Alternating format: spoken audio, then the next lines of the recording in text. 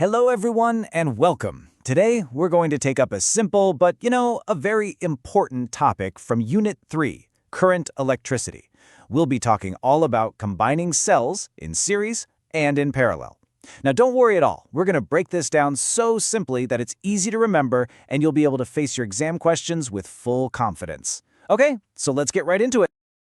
Have you ever opened the back of a TV remote? Or maybe a toy? You must have noticed the two batteries, they're placed facing opposite ways, right? One this way, one that way. Ever wondered why?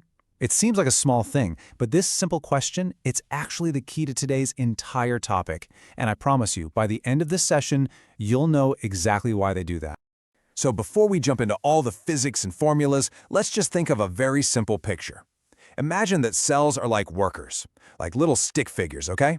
And their job is to push this big, heavy box. Now this box, you can think of it as the current. Now, common sense, right? How you arrange your team of workers, that will change how much force they can apply to the box. It's the exact same idea with our electric cells. How we team them up decides their total strength and also, how long they can keep pushing. All right, so let's look at the first way to team them up. This is what we call a series connection. Now, when would you use this? You use this when you need a big push, a really big boost in voltage. Think of it like your power play formation. Okay, now for your exams, this is super important. You have to get the diagram right for full marks.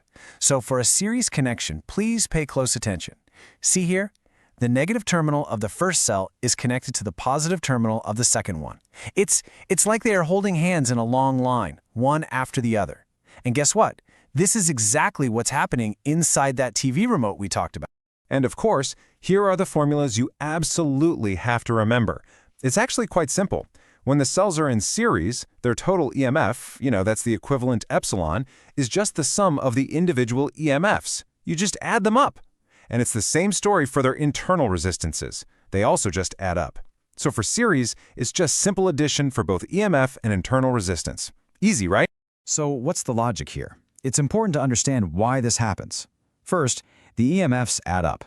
Think back to our workers pushing the box. When they're one behind the other, their individual strengths combine to give one big, strong push.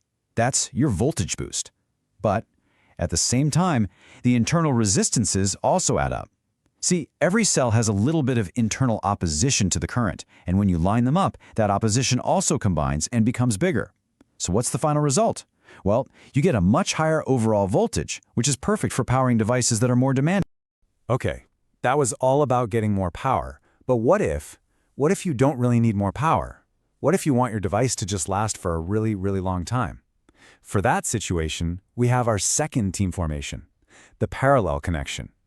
This one isn't about power. It's all about endurance. Now look carefully, and you'll see how different the diagram is for a parallel connection. Here, all the positive terminals are joined together at one common point, and all the negative terminals are joined together at another common point. It's like our workers are not standing one behind the other anymore. Now they are standing side by side, pushing the box together. Now, the formulas for parallel are a bit different, so you have to be very, very careful in the exam not to mix them up with the series ones. For the equivalent internal resistance, we add the reciprocals. See? It's 1 by R equivalent equals 1 by R1 plus 1 by R2. And for the equivalent EMF, the formula is epsilon equivalent divided by R equivalent equals epsilon 1 by R1 plus epsilon 2 by R2. Please make a note of these carefully. So what's the logic behind this connection? First thing to remember, the total EMF, the voltage, it doesn't increase. So if you connect two identical 1.5 volt cells in parallel, the total voltage you get is still just 1.5 volts. The push is not getting any stronger. So what's the benefit? Well, the current gets shared. The work, the load, is divided between the two cells. And what's the result of that?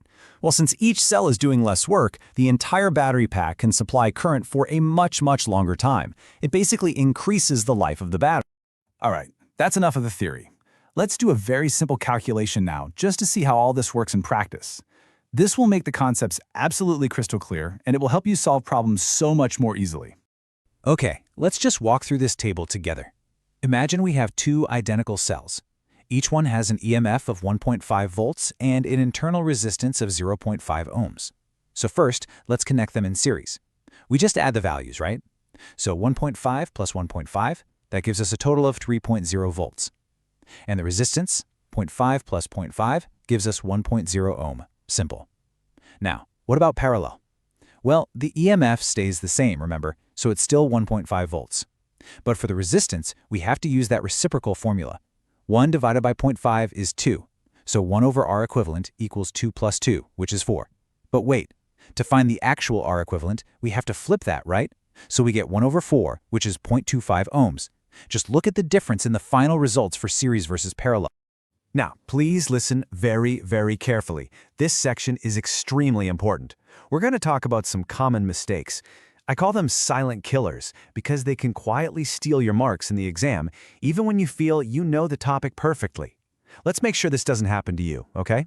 So the first silent killer is blindly adding the EMFs in a series circuit. In the exam, they can be tricky. They might give you a diagram where one cell is connected backwards, negative to negative.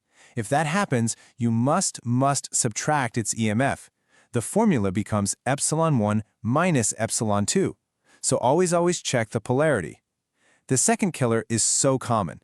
In a parallel resistance calculation, students correctly calculate 1 by R equivalent, and then they forget to flip it at the end.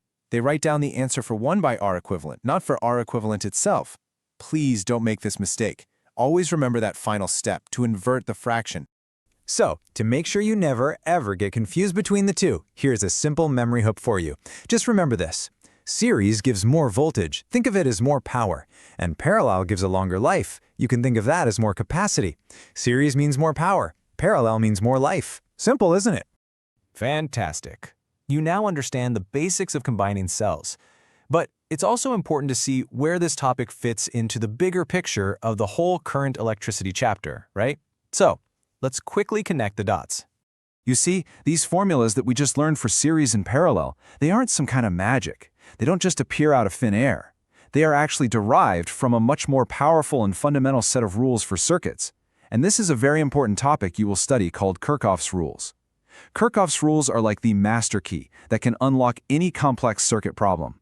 So understanding these series and parallel connections today, it's like you're building a very strong foundation for that bigger, more powerful topic.